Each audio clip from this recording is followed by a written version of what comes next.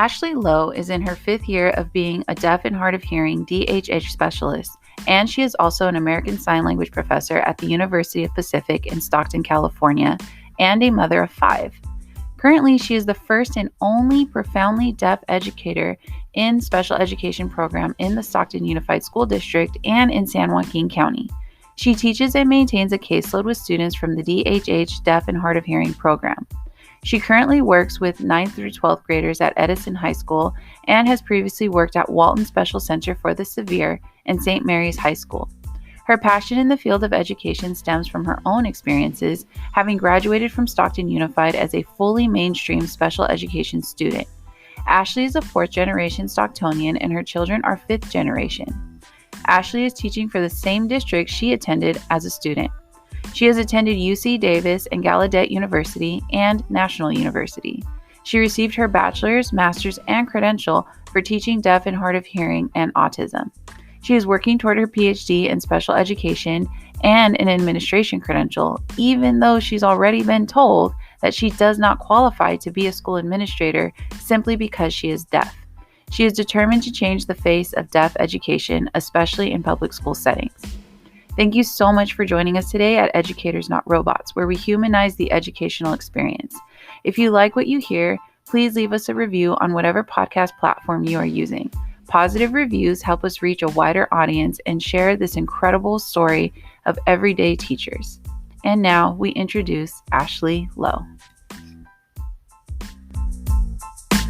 Perfect. So we have Miss Ashley Lowe with us, Stockton Unified School teacher, who teaches deaf and hard of hearing students and is herself fully deaf.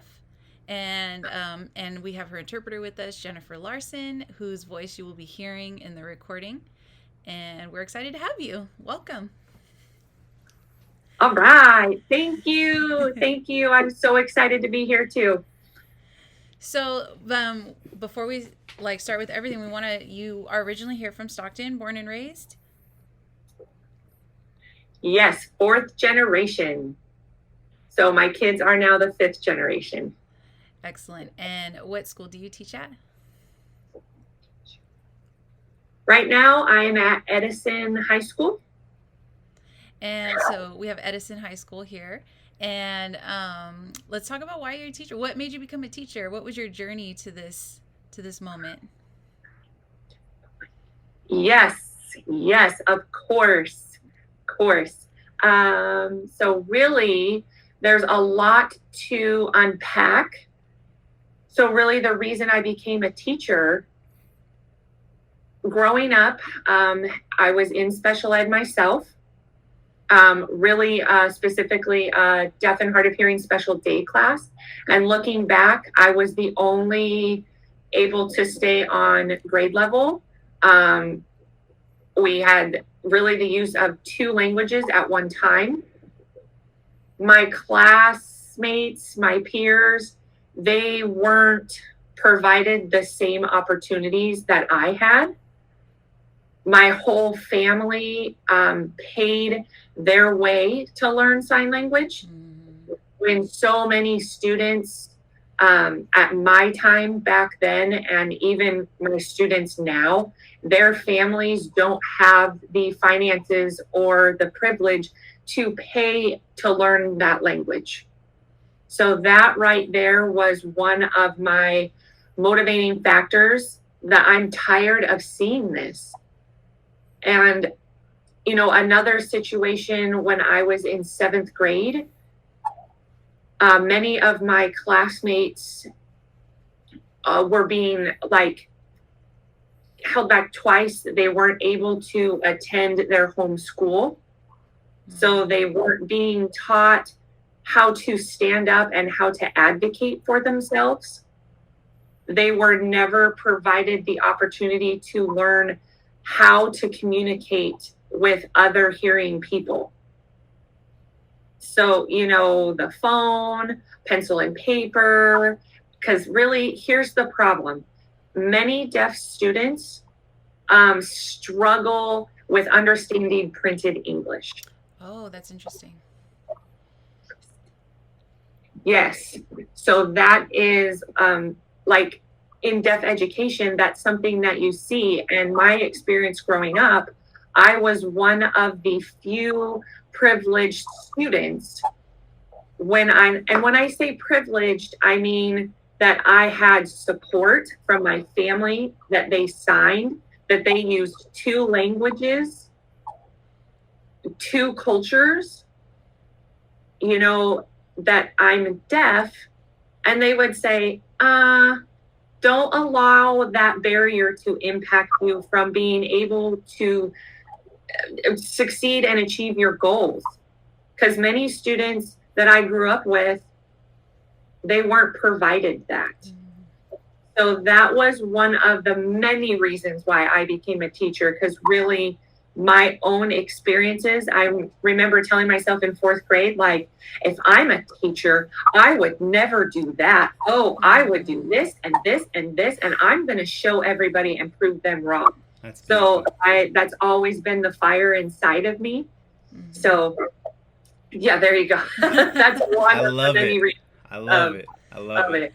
I feel like I feel like every teacher has that story where at some point they were in the K through 12 system and they're like, if I was a teacher, I would do this, this, and this. And then one day they said, and you know what? I'm going to do it. Like, I'm going to go be a teacher and I'm going to show them how it's done. And that's how we make it different. I mean, that's how you all are making it different. I mean, preach it. I love that. I mean, I fight my way and I fought my way to become a teacher, you know, with, the CTC tests and the accommodations. And I mean, it's everything that you could think of. I had to work twice as hard to do.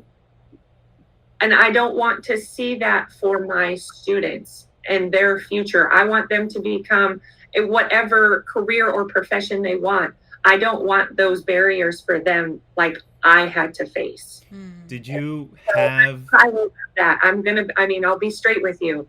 Especially for a public setting with public education.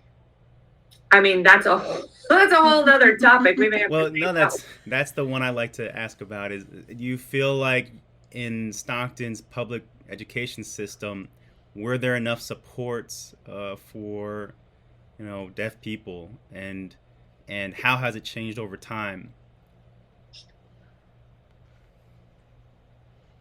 Ooh, that's one thing I've been saying. I mean, I hope I don't get in trouble for being so truthful, frank and direct, but I just want to remind everybody that the ADA is only 30 years old, and I myself am 33. Yeah. So basically, to answer your question by saying that like a yes or a no, I'm going to have to say no. Right. From my experiences as a student who graduated, and it's not just the district where I currently work in, it's all over. Right. It's all over the state of California. Where you know, every district, I don't think they have the training to like push aside the concept of ableism, so oppression, linguisticism, and like language preference for them. So since I have been the first profoundly deaf teacher in the deaf and hard of hearing programs, my students are older and they come to me not being comfortable with their identity. They're not having strong signing skills. There's no foundation for learning 2 languages at the same time, especially with their families at home. They're not English speakers at home. So think about those families. Right.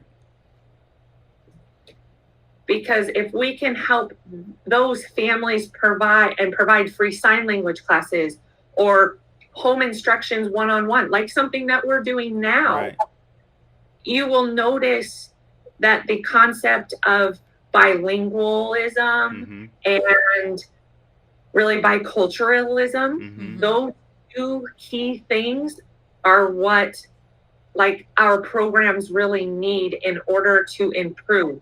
I mean, just think about that. Many deaf students struggle with printed English. Yes.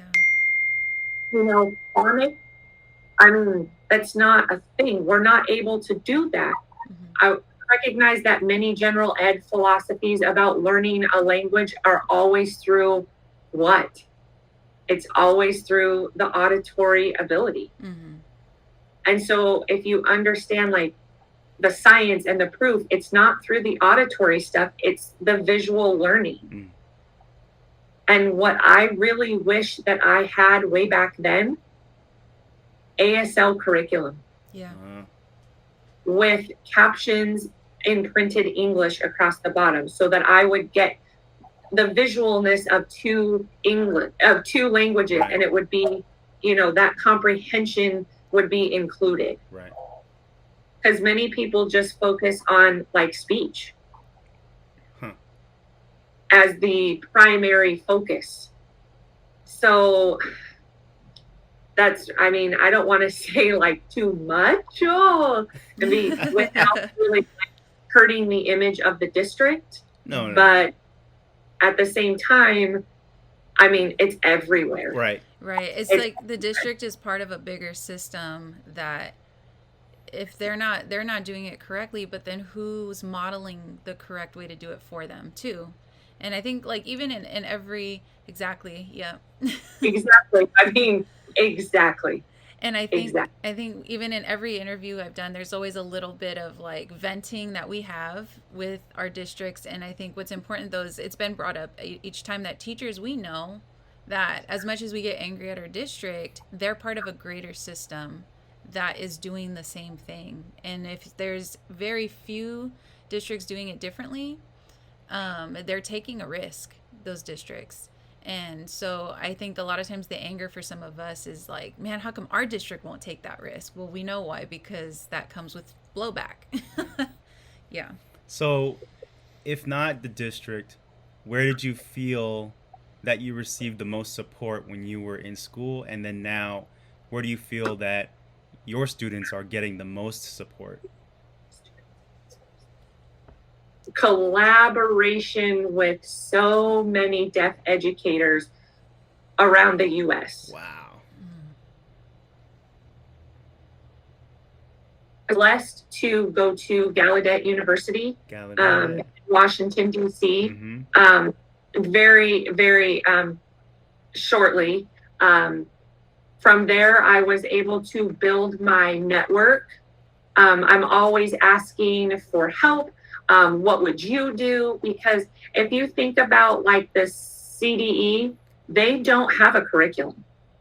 They don't have a state recognized curriculum for foundations, like language acquisition. So that's really concerning. And the only thing they have is like Lead K, and that's for the kids under 5. But then after that, where is it? What, the deaf state school? Like, I tend to collaborate a lot with them because they are the lead trainers and the subject matter experts of that system, of their institution. So from a public school standpoint, that's like the biggest issue that we see in California right now, is that there's no one on the same page. There's no one that has the right exact curriculum that we can follow for students that are lagging behind with language acquisition, language comprehension. There's nothing. In the state school in Fremont, is the school in Fremont the? And there's one in Riverside. So we have 2. There are 2. Yeah, I just assumed that, I guess there was a curriculum and that there was some sort of standardization, but it seems that you're telling me not even close. What about, we've heard of Gallaudet University as well. So you're a graduate of, okay, that's awesome. Well, no, I didn't graduate. Okay. I did transfer, but I found that the accreditation, So I did transfer back and I started all over again. Oh, wow. So Oh, wow. kind of a hot mess story. So we went through that one. But you're right. There's nothing. So for example, I'm deaf. I've been asking, what do we use when we do for our trainings? We receive zero feedback Wow. for Believe that. educators Wow. and deaf education. So, do you Yeah. what's your feeling about these types of schools, with all deaf school or all deaf university? Do you feel like it seems like there would be a benefit to at least I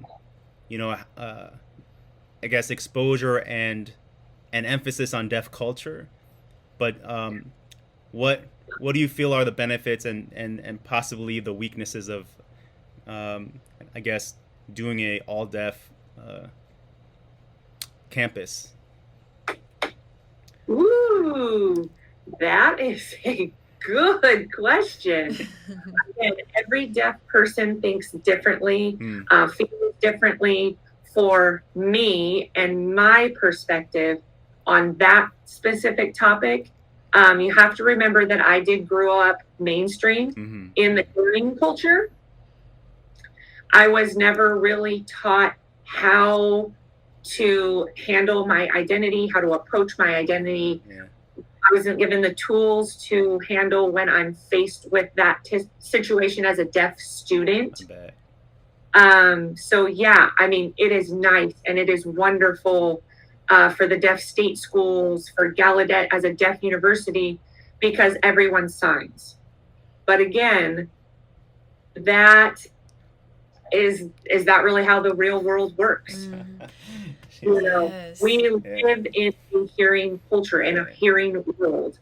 So we need more opportunities, more programs that teach deaf children, even adults, how to relate to their identity, their language use. And also, I'm going to have to throw in like the mental health aspect of it. Big part. There's nothing. That's nothing. huge. That's huge. So at a deaf school and a deaf university, they're ready. They have the resources. They have the counselors who sign. There's no third party like that we're having now with the interpreter going back and forth. So, I mean, it's wonderful, the resource to have access as a deaf person. But again, does it solve everything? No. No, but the resources, I mean, I would love to have that to be able to pull from for our deaf community. And when I say deaf, and I don't mean to like marginalize the hard of hearing students, I mean all hearing losses. Yes, understood. This really makes me think about the whole time we've been talking. I don't know if you've read Between the World and Me by Ta-Nehisi Coates, but he talks about the historically black college he went to Howard, right? Yeah. So, and he calls it the Mecca, and I think of Gallaudet being the Mecca for the deaf community. And and I hear a lot of conversations about that too. HBCUs, there's a lot of controversy from black families where they're like, yes, if you go to an HBCU, you're finally going to be in community with your people. But the rest of the world is not that way. You leave the university, you're back in the war. And are you able to navigate? Yeah. And I just think that's what it makes me think. It's just so synonymous with the experiences of black people. And I think that's what a lot of people don't understand, that deafness is not just a physical thing. It's a community, it's a culture, it has its own language. And it's hard for people to understand that. There's a whole there's a whole identity that goes with it, and that it actually is very much synonymous with what black people feel in the country, of not feeling like they fit in, not being taught to advocate for themselves in a world that's against them, and then having their own schools that can't provide everything they need. Yes. I mean, I feel like I tell my students, you have to realize that you are different. But that's okay. Yeah. So people will love you for you and for who you are. If people can't see through and beyond that barrier of a language or with signing or with hearing level, those people don't even, philosophy. There's so many ignorant people in this world, but again, what can we do? We can educate them. Absolutely. And I wish it wasn't so cheesy, but No, it's so true though. Philosophy, because people aren't exposed to it. Because again, the ADA was only developed 30 years ago. Yeah. And so, I had to fight for interpreters for my education. The district would not provide them because they didn't want me to go home to be homeschool. Or didn't want me to go to my homeschool, which was STAG. So they wanted me to go to Edison for the SDC program. And they would not measure my abilities. It was only looking at a paper saying, oh, she's deaf. Whoop. Oh, well. So for that crazy. And that concept, that's what's happening right now across the board, across the country. I actually see that. So before the recording, I had mentioned my sister. My sister lost her hearing as a baby and is fully deaf, but has cochlear implants. So she had to go to the school in the district that had the SDC program. Didn't have to, but it was a choice that was made. And there was a couple reasons. One, the teacher that she was going to work with, she had actually been working with her whole life. And so the family wanted her to stay with that teacher. But also, one of the things my parents said is, there's some scholarships available and financial aid available only if she participates in the SDC program at that school, and it's not provided at any of the other high schools. So it was like there was like some barriers there because she wanted to go to the same high school as my brothers went to, but she couldn't go to school with her brothers because it wasn't offered at that school. It's offered at the one she ended up going to. And so yeah, like I remember that it was just really hard, and my parents felt terrible because they're like, I understand she wants to go to this school with her brothers, but she's going to lose out on some things. Yeah. Yes. I 100% relate with your sister because that is the same situation that happened to me in 7th grade. God. And at the end of our IEP for 8th grade, for the following year, the program specialist, special ed director or something. I just remember there were over 15 people at this meeting that I had when I was like in 7th grade. And they told me, you will not go to STAG. Nope, you are going to go to Edison and that's it. And it still bothers me. It just still really bothers me really badly because I had the same group of friends since 2nd grade. Yes. Oh my God. And to be marginalized like that, my mother, she decided, nope, that's it. I'm going to war with the special ed department. And she did for 1 year, back and forth. Wow. Even the teacher, the deaf and hard of hearing teacher at that time told me about my mother. She said, you will never succeed in an all hearing environment. Oh my God. Because you can't hear. And so that was my 7th grade as a 12-year-old girl. Right. I still have the trauma. I joined the cheerleading team with my friends and, I was planning all this stuff to do everything that I wanted, but she just told me, nope, you can't do sports. You can't do extracurricular activities because we don't want to pay for the interpreters. Oh my God. And my mother,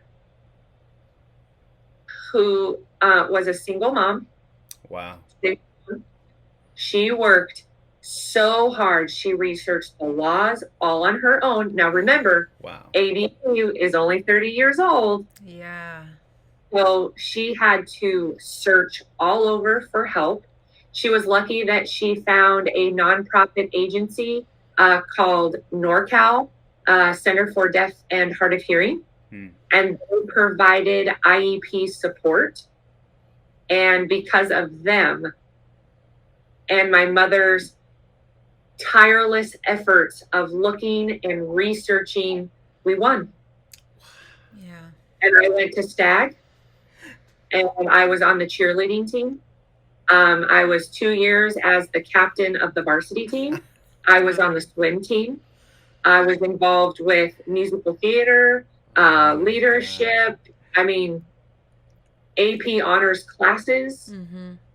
So all because of what?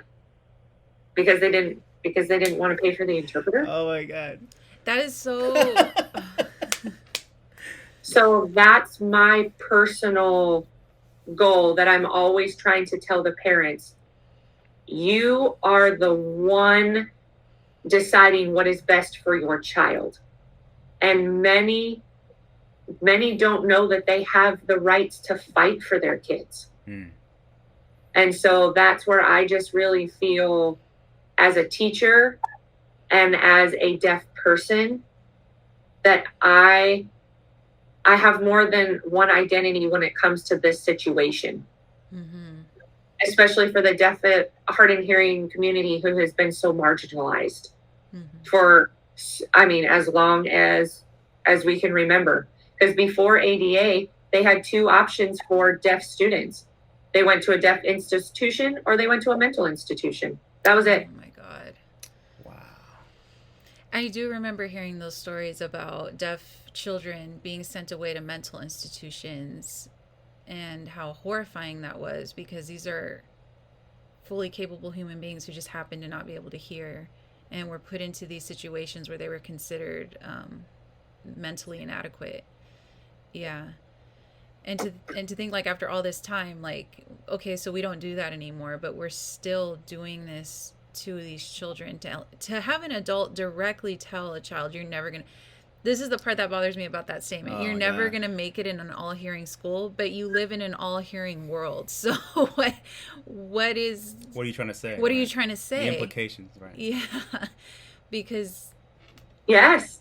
Yeah. Even my mother, I mean, for as awful of an experience that, before we started school, when she found out that I was deaf at 18 months, my mother and father were both looking and trying to find people. Many of them told my parents, oh, your profoundly deaf child will never pass 4th grade reading level. Oh my God. Good luck. Good luck to you. What nonsense. That's the thing that my parents found over and over again. And they really became more proactive at learning the language, speech therapy, being able to be included in sports and dance and gymnastics and skating. And I mean, the drums even, I mean, I even took a few classes. I mean, you can do it. I wanted to. So why can't deaf children have that chance to do anything that they want to? So that's my philosophy. So I'm sorry. I'm so extra. Yeah, no, I love it. And your mother sounds like she's an amazing person. Being extra is what got you into STAG. Like, your mom had to be extra to get you to that school, to get you a normal experience, like normal, right? Like, you're going to have to live in this world. So let's start training you in your high school years. Absolutely. Absolutely. And it wasn't just my mother. It was also my grandmother, who went to school with me for the first 5 years to make sure that I was okay, to make sure no teacher was not doing what they were supposed to do with me. You know, deaf students like me, we were pushed aside a lot. My whole family learned to sign. I knew what was going on at home. I know I drove my family crazy. What's that? Who's talking? Well, you're on the phone. What's for dinner? What are you doing? Why are you doing this? But the fact is that I had language. When so many deaf children have to cry and point and throw tantrums, and no one understands them. I'm actually really curious about that. You will see a lot of behavior reduction, traumatizing events will be reduced. That will all be reduced if they took the time to learn the language. So for like you and I, if you think about it, as a child, you know, you already know a different language. Like, what would you do? What would you do? Right. You would learn and meet like halfway. Right. So many people don't. Many people don't. It's easy to ignore the situation that there's a language barrier. So if people would just meet halfway, you would notice a huge difference in those children. And forgive my lack of knowledge about this, but what are the demographics in terms of language acquisition? Is it mostly the case that children are deaf and have to then acquire language, or is it that, at least in your experience with like your students, do you have some children who have language acquisition and then become deaf? Yeah. I have many who are born hearing, and then later they get sick or something with their genetics, then they have a hearing loss. I feel that they're going through like emotional and mental transitions of being able to hear and then to all of a sudden being deaf. It's a different culture. It's of a different identity. There's different hardships. So the oppression and the discrimination is huge for those who become deaf. There's no one that can help them to go through the grief process. And now we have students who are implanted. I mean, they have perfect speech and everything, but there's no comprehension. So English, they see it in school, but you know, they've been trained to speak. They have the training to speak, but what do those students do when the district tests them for comprehension? So there's so many different variations that, what if the families don't speak English? Right. What if they don't have the privilege to attend classes to learn sign language? I mean, there's so many factors that, again, if you feel that you have like any other questions, come to us. We'll teach you. We'll tell you, you know, don't worry about that. We need allies. We need allies. I really love this because I feel like I keep going back to the early years when my sister first lost her hearing and my family had to transition. Because there was definitely, even you talked about the grieving process. So my sister was born hearing, she got sick. So for her, it was, I think, about the same age, about 18 months. So I don't think she has memory of sound. I don't know. I've never actually asked her. But she speaks well. But I do remember when she started getting into kindergarten and going to elementary school, and she was working with the SDC teachers, and there was a specific teacher or psychologist or someone that she wouldn't talk to. So my sister would talk a lot too. She was just constant, like, what are you doing? What is this? Da, da, da, da. My brother's nickname for her was Mrs. Talk, because especially when the implants came in, so it wasn't just the signing, it was the actual, I'm practicing my voice because I can hear it now and I'm going to talk. Then she'd go to school. She was supposed to work with this woman who was helping her with speech, and she wouldn't talk to her. And then she would contact my parents and say, your daughter's not talking. And my parents were like, what do you mean? She never stops. What are you talking about? Come to find out, my sister just didn't like this particular teacher. And from what I've heard, I don't blame her. And this teacher. No. It's a very common experience. That's what I'm calling like the trauma in education. I mean, if you think about it, some students don't like a specific teacher. For example, I'll explain. I'm not going to say what happens now, but I know that there are many teachers, when they have a deaf or hard of hearing student that doesn't look at them, they will walk up and they will just bang on the table and say, "Look at me." Or they'll throw stuff at them. Are you kidding me? They'll wave at them and with a very angry face and say, "Oh, they're not involved. Let's laugh at her. Her speech is different." So, I mean, that's what happened to me when I was growing up in the deaf education system. Like, I mean, I refused speech. I refused sign. If I didn't like that person, if I didn't like them, that was my way of controlling the situation. Yes. So maybe in your sister's eyes or in her mind, that was her way of controlling the situation and just saying, if you don't make me feel safe enough or comfortable enough, then why should I do this? So it's the same concept with speech therapy.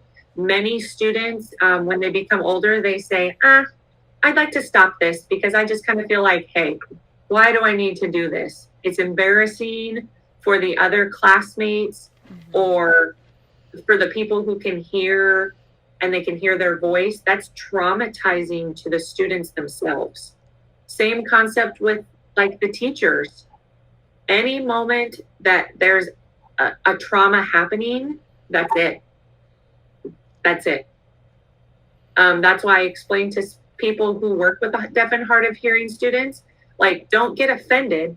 I need you to understand where they're coming from. Earn their trust because you are not deaf yourself. Yeah.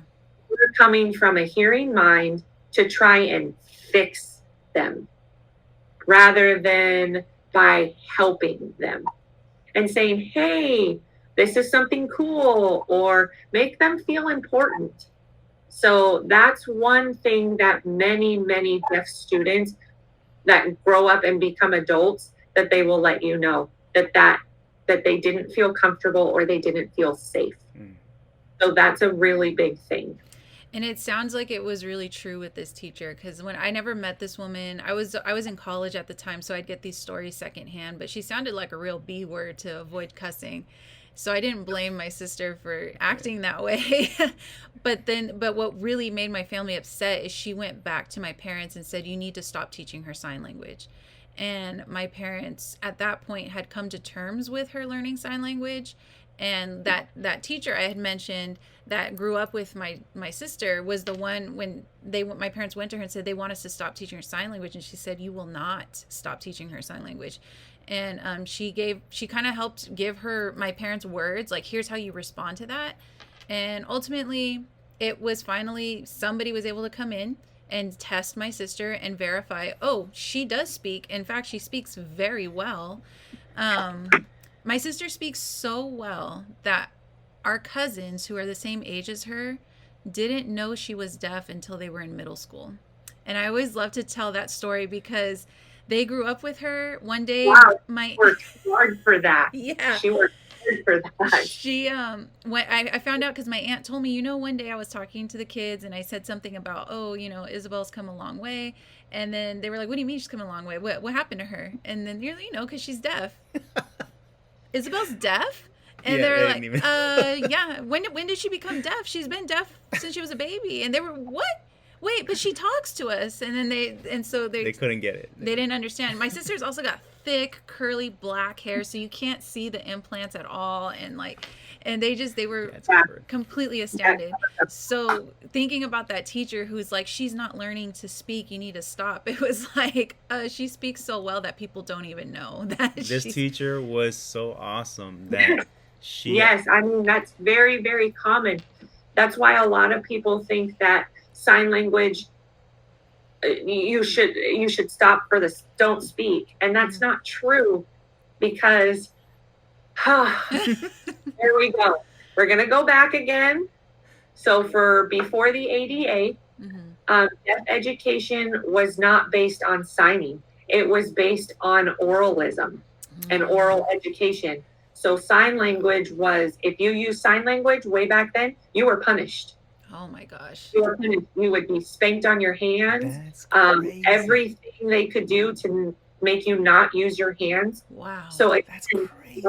like education beforehand was trying to normalize, quote unquote, normalize deaf children. What? So the same is happening today, because I'll tell you now in the hospitals, when a child is born deaf, the nurses and the doctors will come into the room with a really sad face and they'll say, "Oh, your child has failed the hearing test." Yeah.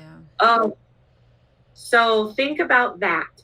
When parents hear that word failed, that automatically, like, they all think, "Oh my God, we have to fix them. We need to do everything we can to make them the same as me." Right. But I would love it if, like, the medical profession and the medical field changed their approach and instead said, "Hey, we've detected some hearing loss in your child, in your baby, but hey, we have so many amazing resources. We can provide you with the name of an agency and a specialist in education. Here you go." Rather than saying, "Oh, you need to fix their ears." Rather than the approach of saying, "Hey, this is how we can help you," because many parents don't realize that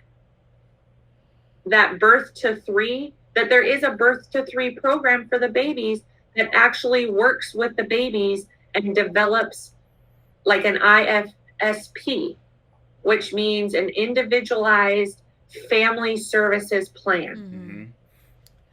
That's it. So many of those IFSP cases, sometimes those classes, like maybe they didn't meet their goal for language acquisition. But again, many of the specialists are not trained in deaf education. They will label many deaf children as LSL, which means like speech language, rather than focusing on like the education and the language. So that's just kind of a hot taboo type of thing with them. I mean, come on. I mean, would you really like it if you were like, "Hey, your child failed. Right. She failed the hearing test." Well, I mean, come on. Just think about how that comes across. Yeah. I mean, how much pain and grief that causes, that will continue through the rest of their education. I mean, even now, I mean, I respect those who don't want to sign, especially because, I mean, that's the parent choice. But the sad part of it is many of those parents, when those children come into high school, they tell me, "Can you tell my kids to stop smoking weed? Can you tell my kid to use a condom? Can you interpret that for me?" Can't do it. Yeah. Yeah, I mean, it hurts me a lot because many families were never shown how to communicate with their deaf child. If a family took the time to learn to work with them, for example, like your sister, Isabel, like me, we are the rare ones. I mean, think about that. I mean, just something to think about. The one thing I think that was really impactful for my mother-in-law, I read and I've heard the story from her about how the teacher was able to connect her to other deaf families. Yeah. And that made the biggest impact on her feeling about, what it means to have a deaf child. That was the biggest impact, and it was beautiful that, that's why to this day they count that teacher as part of the family. Yeah, really. they always say she's part of our family. She actually, I'm trying to get her on the show because she's actually was nominated to be Teacher of the Year, and that I didn't realize that's such an involved process. So she had, when I asked her to come on the show, she's like, I have to write all these essays and do these. So I'm trying to get her on the show, but she did. I remember she used to come to our house when, and I think, and maybe it is that program you mentioned. I don't remember, but she'd come when my sister was still a toddler. She would teach us basic sign language, but she worked mostly with my sister. And then she taught us about deaf culture and that it is a culture. And my parents were going through their grieving process of the loss of hearing. And when they would say some things that could have been, they were kind of ableist things, and because they were learning, and she'd be like, no, we're not doing that anymore. And I remember with the my mom was struggling so much with the hearing loss and just couldn't get over it. And then Rachel, her name's Rachel, she found a Hispanic family, because my parents are Hispanic, they're Mexican, that they had been going through this for a few years. Their child spoke English, Spanish, and sign language. And that changed my parents' life. Like, that was the turning point for them. And they became my sister's biggest advocates. And it was, Rachel did that for us. Yeah. Like, she was incredible. I love that. So much. That is what I'm telling my parents now. Even though my students are older, they will tell me, where was that when, like, my child was little? Mm-hmm. Where was that? Because you have to understand that in this district where I work, we don't have a deaf mentor. We don't have family, pair ups with older students, with parents who have already experienced these things, to say, oh, no, you don't need to learn English to learn sign language. Mm-hmm. No. You need to learn how to connect and work with your child. Mm-hmm. Because if you don't have that relationship,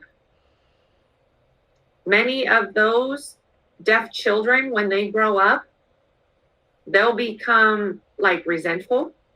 They'll stop wearing any of their assistive devices. Mm-hmm. They won't mouth. They'll just be like, I'm deaf. Mm-hmm. Yeah. So that right there, it's heartbreaking.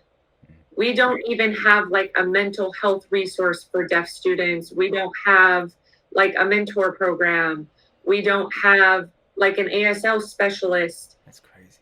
We don't have family nights set up. Right now, of course, with Corona and all that, but we don't even have anything that talks about the taboo things with a deaf child. Mm-hmm. How do you punish your deaf child? How do you work with your deaf child? All of those things, there's no one to help guide them through this process. Parents and families just think it's best if they come from the same background, and that it's easier for them to relate and collaborate. Same as your family experience. I just have to say, you have wonderful parents, and I wish my students had parents like yours. Mm-hmm. I just want to say thank you for sharing your sister's story. Yeah, thank you for this too. I feel like I'm learning more. So because I'm the sister, I wasn't as involved, and we have an 18-year difference between us. 18 years. Yeah, I was 18 when she was born, so I was away. I always joke on my dad that he got one daughter out and brought another one in. Yeah. One daughter out, one daughter in. So he there were things though that Rachel had taught me a lot of things, and then I went off to the military in college, and I was doing my own thing. And I think about one of the things that I think about a lot recently in the last few years is I didn't keep up with learning sign language. Obviously, I would be doing it if I knew how to speak it. And I remember when I came back to California, and I actually got my first deaf student last school year, and he has cochlear implants, and he freshman in high school, we met with the mom, and she's like, he's been, he knows what he needs. He knows how to self-advocate. They showed us a video he helped make for his elementary school. It was like an intro to the school, and they wanted it to be inclusive, so they included him and some other kids, and it was super adorable. We all thought it was cute, and he's sitting at the table the whole time, just so embarrassed. And during the year, we had to use a mic, and every time I asked for the mic, it was broken. He lost it. Yeah. It needed new batteries. Yeah. And I was like, I thought your mom said that you were good, and it doesn't seem like you're good. And he's like, no, it's not that. It's the battery. And then I talked to his speech therapist, and he's like, yeah, all the teachers are saying he's doing that. I talked to the mom. The mom's like, no, you need to use the mic. Don't. So first she was like, he'll do it. He knows what he needs. You won't even need to ask me. And then she started saying, oh no, you're going to need to force him to give it to you. And it was really hard. So I remember having personal emails with her where I was like, look, my sister went through this. Here's some things we went through. Here's some compromises that my mom did. And she kind of explained, I get it. I don't want to compromise. He's got to use the mic. And I was like, okay. I go, but so then I guess at some point he had shared he was feeling some kind of emotional pain. And so it kind of the things you're talking about make sense now as to, because we all understood. We were like, he's embarrassed. He's new in high school. He wanted to start fresh. And maybe part of that was not being the deaf kid in class. But to listen to what you've been sharing gives me more insight that now I'm like, dang, why didn't I do this interview last year? Why didn't I start this podcast last year? I could have helped him more. But it just makes so much more sense now. And it gave me some insight on what my sister probably went through. No, I mean, that's so true. You have to understand that when deaf kids, when they develop their own identity, who they are, they will never 100% be confident in themselves because, first of all, I'm going to use me as an example because there were a few times where I would just tell my friends, stop signing. There's boys looking at me and I'd be like, hey. But again, it's identity and how society looks at us, and I'm not saying me, but this applies to all students really. Yeah. Because you have to understand when you're a kid, and I'm going to say about third, fourth grade, they start ripping their hearing aids off. They want to look normal. Mm-hmm. They want to look the same. They hate sitting in the front of the class with the interpreter. They hate when the teacher bangs on their desk and says, hello, look at me. And you're just like, oh my gosh, maybe they won't look at the interpreter. Mm-hmm. But that's identity oppression. That's society looking at them and saying, oh, it's because she's deaf. Oh, she's deaf. If I could make a movie, like Mean Girls, it would be in ASL and be like, oh, look at that. Because it's where these kids with hearing loss face every day.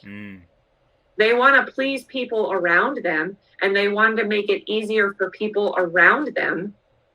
But the mental, emotional, that exhaustion that they deal with.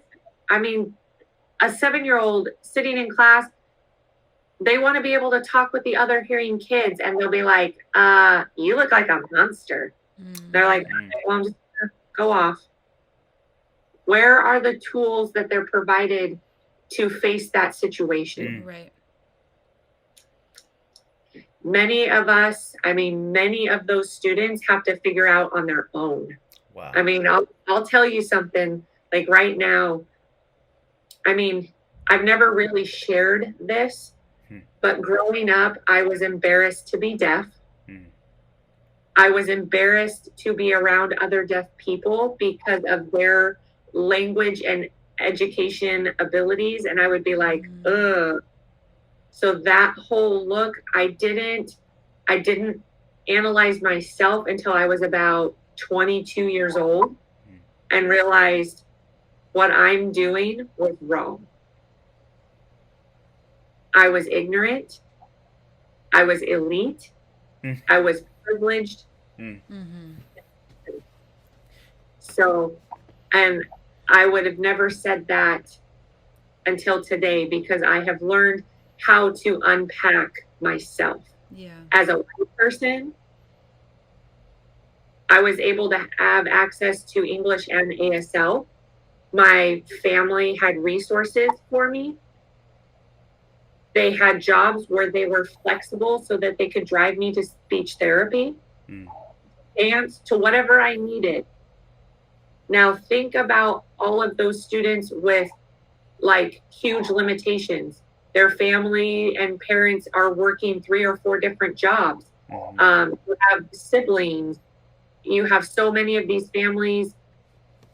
Do they have the time to take to learn another language? If you bring in all of those factors and bring them all together, that identity and that process of understanding and being able to face that situation, like a student who wants to control their own environment, how do you do that?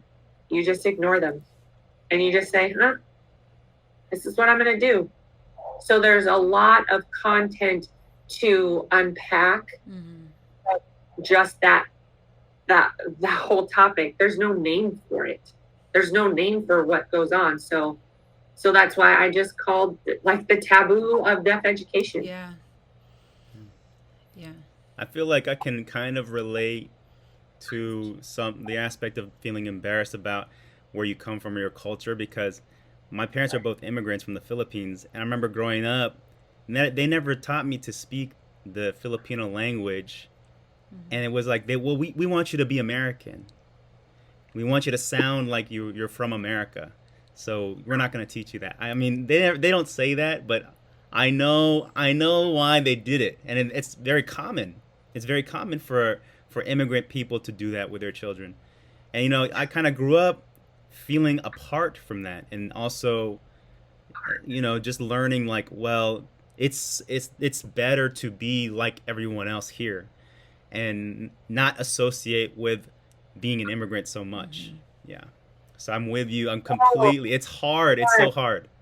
Yes. I mean, you know how like the Mexican families, they would say, no, you can't learn English. And you see what happened with those generations. They've lost their language. So where do they sit in the system? The system is run by people who are not trained in every field. I mean, I'm sorry, I'm going to say it. I'm going to say, oh, no. But it's true, because the same issues exist with our English language learners. Like, we have this same... I mean, they used to be punished for speaking Spanish or whatever language that they came from. And now we know that, and I teach English language arts. So like, we discuss how if our student has a native language that's not English and they can read in that language, we need to build on that, because if they can read in one language, then we can teach them to read in another one. And so, but previously, teachers used to do the opposite, and they just caused further harm for those English language learners. So now it's like, really, I know for us in my department at my school, we're like, you can read in Spanish, then you're going to check out all Spanish books. You're going to read and read and read, and we're going to work on the English reading together when we're reading together. And so it's the same thing though. The system's still trying to catch up, and I know not all schools still do that, so totally see it. Yes. But again, with deaf education, there's no ASL curriculum that's provided in ASL. There's no bilingual, there's no bicultural in public schools. So again, it's not their fault, because they don't have the trained people from the state to do it. For them to set up anything to say, hey, this is what we need to do. Again, Where do the districts go if there's no resources? Where do they go? They need to make that available. Make it available. I mean, I could go on about this forever. I feel like, I mean, it's so important though, and I feel like we're really getting into something that deserves even more than an hour of conversation. I want to also talk about though the progress that you've seen, like maybe a little bit of the positive things that maybe technology is allowing for, maybe also just like where you see the most improvement in and how you see these things benefiting deaf and hard of hearing people. First,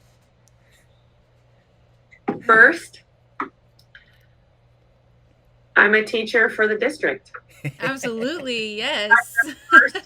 Only profound teacher. If you notice all of the job descriptions for the district, that they have to have the physical ability to hear. I didn't know that. Oh, wow, I never noticed that. So I guarantee you, if you look up for any job description, you have to That is crazy. be able to hear. When I first applied, they turned me down twice. I can't believe Oh that my- shit. Are you crazy?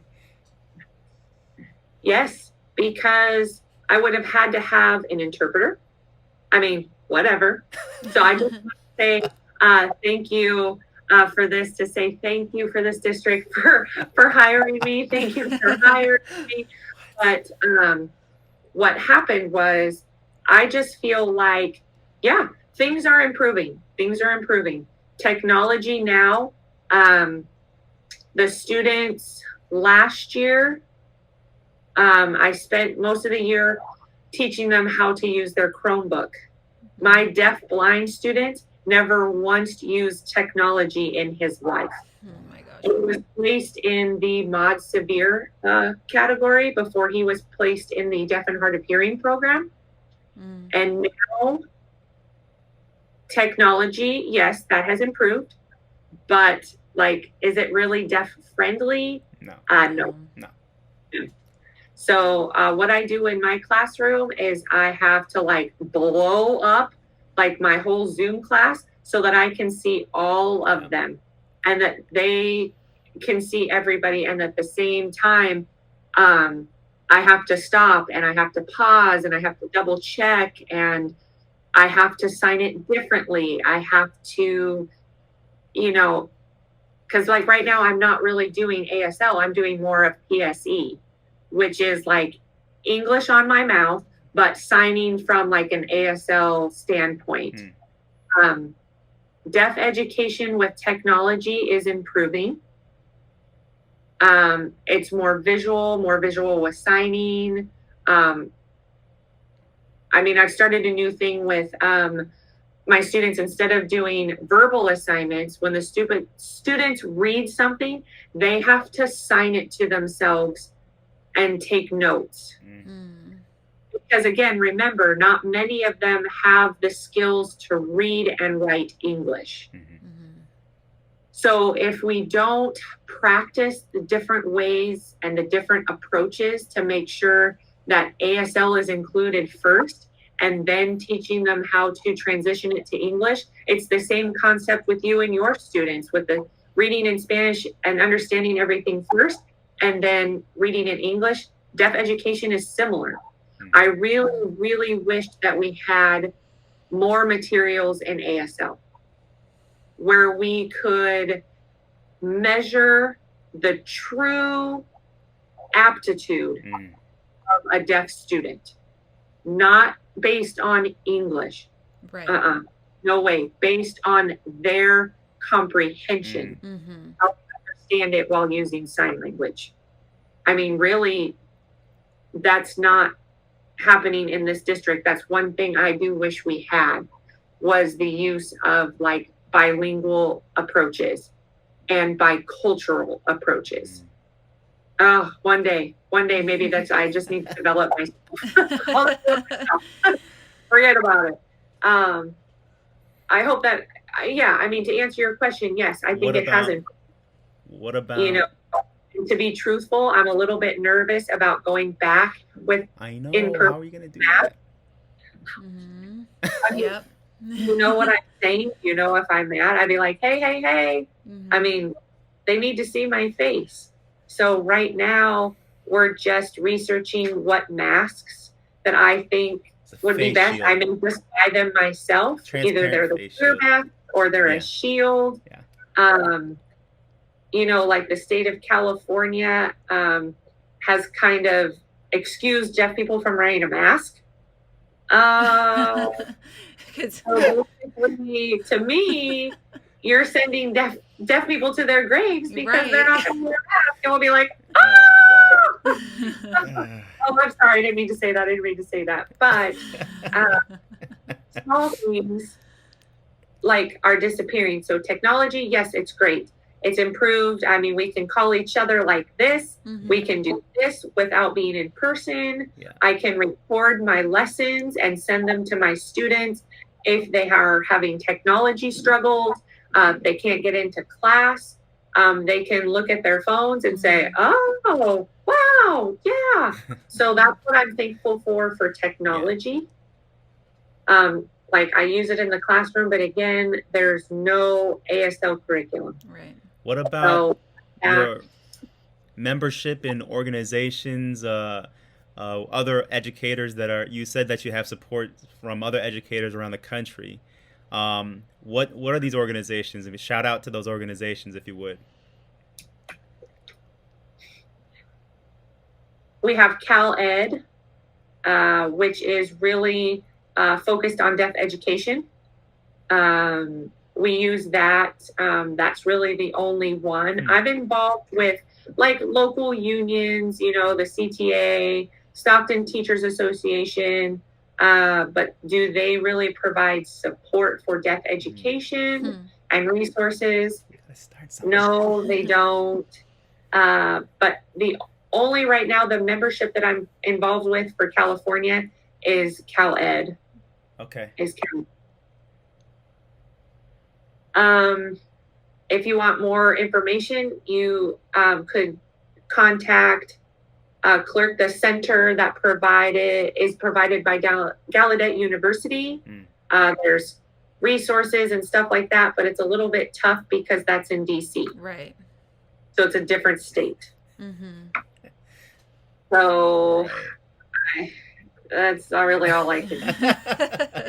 Man, I was thinking that there'd be like informal, maybe just other teachers getting together, like you were saying, like meeting online or having online, maybe even Facebook groups or something like that, where you can share your tips about teaching. Oh, yeah. We actually have one on Facebook. There we go. It's called DHH COVID Teachers. We're sharing our resources, what to do and how to get captions, what programs are cool, but many of them are just lost. Mm-hmm. They're just lost. I mean, if you think about it, we have no national system where we say, hey, this is what we expect you to do for your deaf education. Here's your list, this and this and this and this. I mean, I just kind of look at my hands and say, well, I don't have anything. So it's really sad. It's really sad. It sounds like that's a possible project, though, for you. Is that something that you're interested in? I mean, speaking of projects, yes. Speaking of projects, I just signed up to co-host and like an exciting DHH thing with Mr. Stefan. Both of us are in the planning stages of doing a free workshop. I don't know that I would really call it a workshop. I don't think that's the appropriate word for it, but I think it would be more of a creative awareness for deaf educators by having people participate in the platforms of discussion, their experiences. I'm not talking about like deaf people. I mean, there's many different kinds of deaf people. Right. You know, hearing, one ear is fine. You know, I mean, I could go on and on and on and on and on and list all the different types, but I won't. I won't do that. But right now we are trying to produce like a fun and exciting event that could be free for the public to just kind of say, hey, this is what we want you to do for us. Mm-hmm. Just treat us equally. I'm trying to develop something other than that as like a PowerPoint for hearing DHH teachers on how to teach general ed teachers that work with deaf students, rather than just saying, here's your paper, here's their accommodations, Mm-hmm. make it happen, go away. No, I want to develop something where I can teach DHH teachers, general ed teachers, and say, okay, think about how you could reduce the assignment to the student's mastery level. Mm-hmm. And explaining how to do that, explaining everything to do with that. I mean, I have so many things that I want to do that right now. I am in a doctorate program for special education. Wow. A lot of people say, oh, why not deaf education? I'm like, I already have a master's in deaf education, but my field really focuses on K through 12 of deaf education and possibly nonverbal students. Mm-hmm. Because if you think about it, sign language can help those with like without speech. I mean, I'm just kind of going off on my own, but I would love to do like a community presentation, an awareness to be provided for every district. Mm-hmm. To say, hey, you need just the ableism, you need to teach them how they can get through to that student and their families. Because if you don't have the family support, your job is going to be that much harder. Mm-hmm. So that's where I'm at kind of right now. So give me 3 more years and you see, I mean, you won't even know. But that's my hope. That's my hope, to help in public settings, Mm-hmm.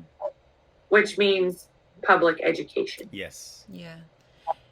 I think that's such a good point, because I think back last year when I got my deaf student in my class, and it really was just like, here's his IEP, make sure you use the mic, and that was it. And it was hard. And he struggled. And I mean, he was new. What a way to start your freshman year. Like, it was just such a struggle for him, and you could really see it in his face. He just was not happy. And his mom was struggling too, because suddenly her son was not happy, and she's been struggling his whole life. So and I think thinking back now, it's like, no, there was nothing else provided for us.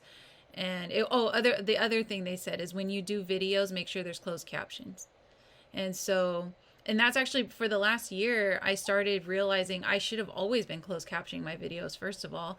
And what's the best way to do that? Because when I do it by myself, it takes a very long time. And actually, the last interview we did, it was with the teacher who used to be a lawyer, and she was like, you got to go to the court reporter school. I was like, oh my gosh, like, why are we not doing that? That's such a good, like, what are some ways that we can get, and for me, that was like, there's no excuse then. I'm going to have to get all my stuff closed captioned now at the local court reporter school. Yeah. I mean, to be honest, I don't know if this would ever happen, but this is my dream. You know how every district has like a technology department, Mm-hmm. and they know what to do for everything, and they're so smart? Because why doesn't every district set up something where the teachers can submit it to them and have their videos captioned? And then when they receive it, it's ready to go, rather than the teachers feeling like they have that extra burden Exactly. on how to do that when you have 25 to 30 other students, and then you have a deaf student included in your class. I mean, understand where like I understand where the general ed teachers are coming from. So I'm not against them at all. I just feel like, oh my God, because many of them have never had a special ed student or a special ed background or any training or even a PD on how to provide support rather than just, here's the paper, boom. That's what they did. That's what they did. And here's the mom's phone number. And so, yeah, I think that makes sense. And we talk a lot about universal design for learning. Like I got my credential through Teachers College, and that's kind of one of their things right now is pushing UDL. And when I got this student and realized I should have been closed captioning everything all along, it went back to the UDL model where I actually do better when I watch a video and it's closed caption. We have our TV is constantly closed caption, and there's no one deaf in our house. It just makes it easier for us. It teaches our kids how to read. And so it was like, oh, of course I should have everything closed caption because I have kids with audio processing issues. I have kids that they have ADHD. Like, it just helps when you can see the words, and it would make, my first thought was, what excuse would the district come up with? You always have to think of what excuse they're going to come up with, because they're going to come up with one. And I would, that probably we don't have that many deafs always. I'm saying that. I mean, I don't want to get in trouble, but always. But it's true. And I mean, that's part of the issue. Exactly. And so in my mind, they're going to say, we don't have that many deaf and hard of hearing kids. But closed captioning would benefit every single student and teacher. So it's like, and if you're really about UDL, then you'll provide the resources to make sure teachers can do UDL. Yes. It's really sad because if people think about those students with those needs, do they ever really think about them? No. No. Because they only think about the hearing students that are just kind of going along. But again, I don't think it's the teacher's fault because many of the universities and the teacher training programs, they forget about the students with disabilities. They forget about them. So in general, I just want to say thank you for sharing your experience because it's very brave of you to admit that to a deaf adult. I know many teachers who are not comfortable discussing anything with a deaf adult, especially one that's a teacher. They feel like intimidated. Oh my God, it's a different language. Oh, I'm not going to ask you for help because I don't want you to think that I can't do my job. So my hope from here on out is people learn and realize that every child learns differently. So why not include all of the resources? Exactly. So that's something, that I want to do. I mean, if you think about how to do and like how to think. So, I mean, you don't always want to say, well, how do you think? How do you think? Instead, think about from the student's perspective. If they're quiet, does it mean that they're not participating? Right. And I want to engage the classroom discussion. And so I'm going to, don't tap them. Maybe think that they're embarrassed. Maybe they have some trauma. Maybe they're trying to prevent themselves from participating from that standpoint. So that's what I try to explain to people. Think, how can you help that student become confident? Not think, ableism, they can't do it. Oh, my other students, whatever. I mean, what's the point of trying with just that one? The other ones are fine. So where I see a big issue is the teachers are burnt out. I mean, I have seen so many teachers that are just crying for help. What do we do? How do we do this? How do we do this? And they're not getting answers from the administration because unfortunately many of those administrators are also not trained in special ed. Oh God, I'm so sorry for saying all of this. Oh my God. I'm really curious about, I understand, you're working on a project with Stefan. I understand that you are working on your PhD. It seems like you're setting yourself up to be very involved in a leadership role. Can you share anything about that? What are your goals? Oh, that's my plan. So my goal, basically, eventually, I would love to be part of the California Department of Education. Ooh. Yes. Oh, I mean, hopefully, fingers crossed, to become part of like the DHH unit. Because there's no one to like sit in and listen to like what each program has as a concern. I would just love to be like, hey, don't worry. We have it ready. We have a template set up for you. You can type in a list, like a plan and a goal and an objective, and we can add sign to it. Just our curriculum. You're more than welcome to use it. At the same time, we could give them like exposure to presentations about awareness, especially to administration, especially the SELPA administration. I don't want to name names, but I just feel like those who are the bosses of the bosses, they need to be exposed first to get it.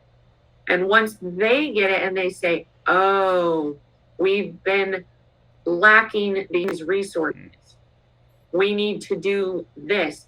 Maybe we can motivate our teachers to say, hey, rather than focusing on one way of doing it, why don't we use this way? Really, my passion is K through 12 and education. But again, I am in the doctorate program for special ed. And the reason why I did that is because I just don't want people to marginalize me for only focusing on the deaf education, on the education of the deaf. Yeah.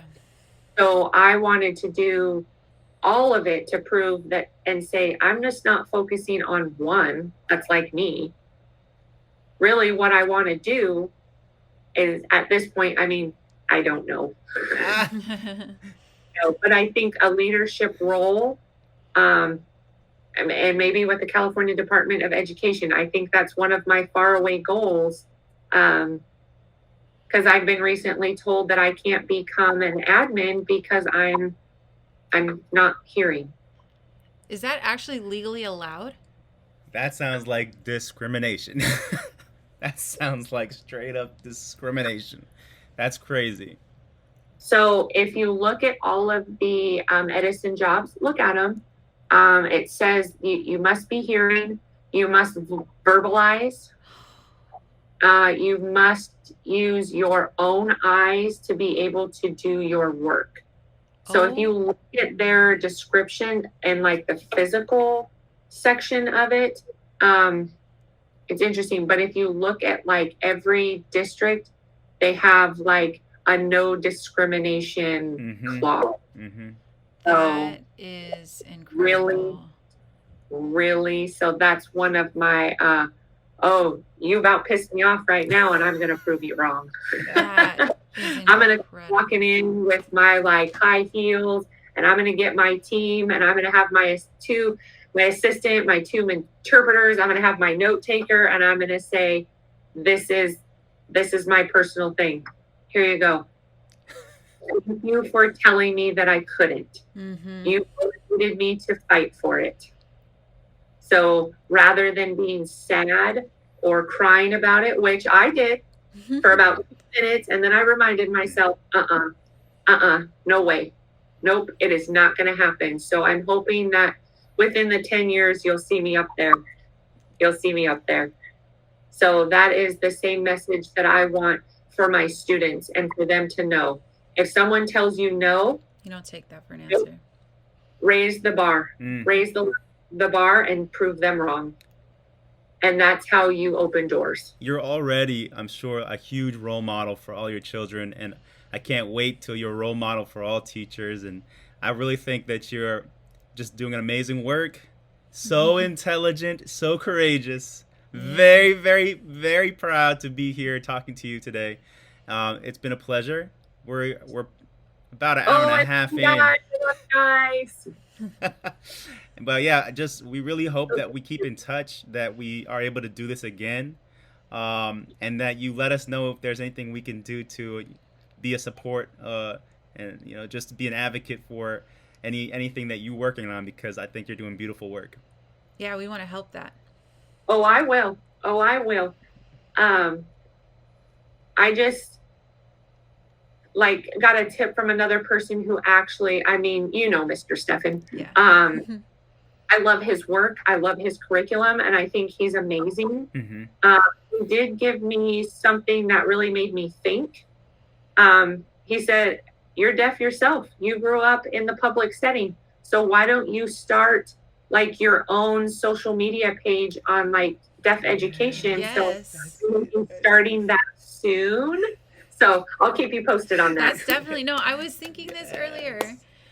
You could be my first one. I know, because I was thinking about, so I downloaded TikTok. I don't post on it, but I like to watch it. And I follow a few deaf creators or hard of hearing creators, and they talk about ableism and how to be anti-ableist. And going back to what Mr. Stefan, his whole thing in his interview was about using pop culture as a vehicle to be anti-ableist and to advocate for people with disabilities.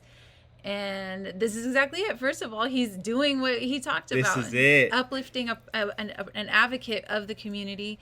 But then also there is so much potential there. Just on TikTok alone, if you ever download the app or have it, you follow these creators.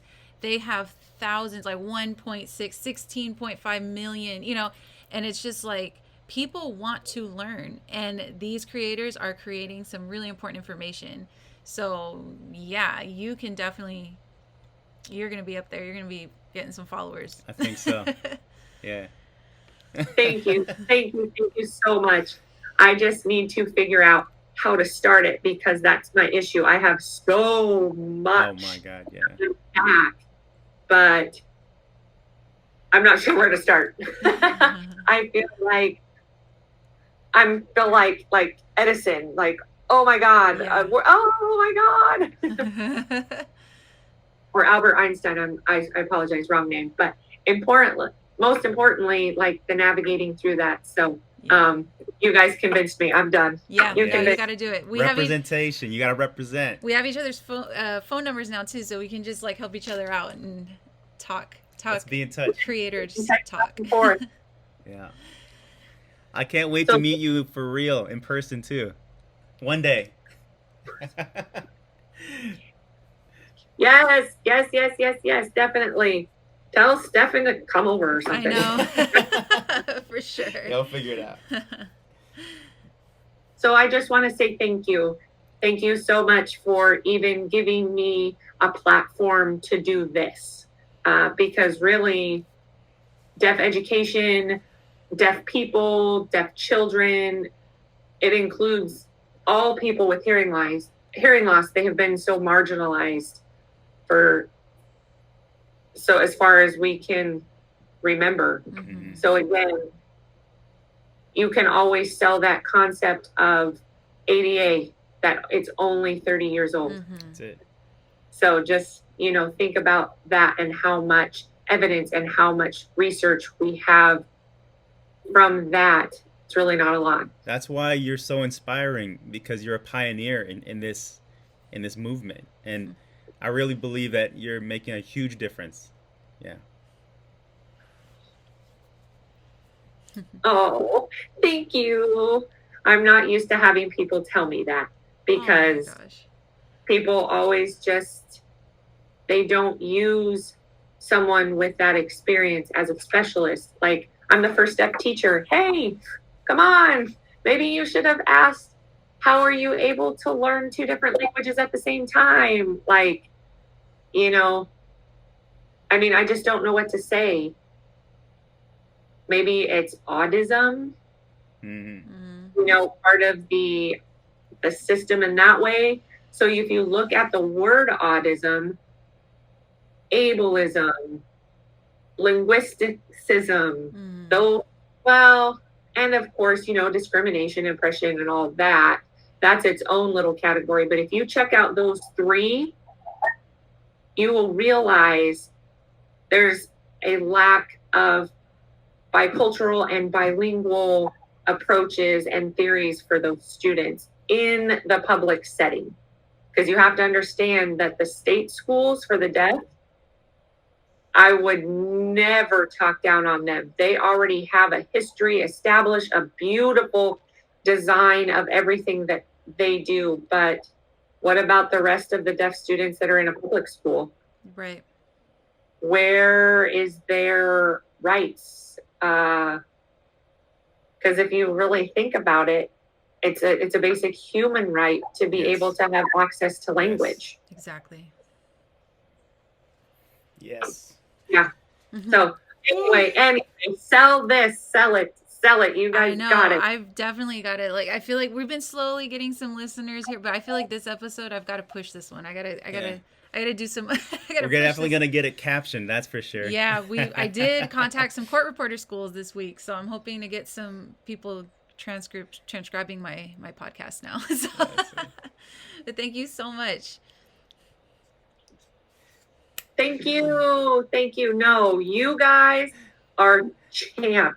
Like deaf people say, we use this term champ. It means the best.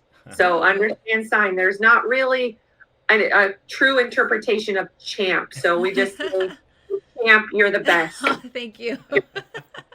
So thank you. Thank you so much.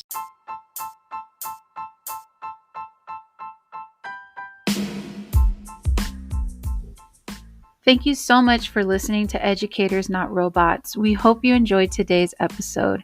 If you like our podcast, please subscribe on whatever platform you access your podcasts on and leave us a review. Whenever we get reviews, it helps boost visibility for our podcast and so we can draw in more listeners. Thanks again for your support, and we hope that you listen again soon.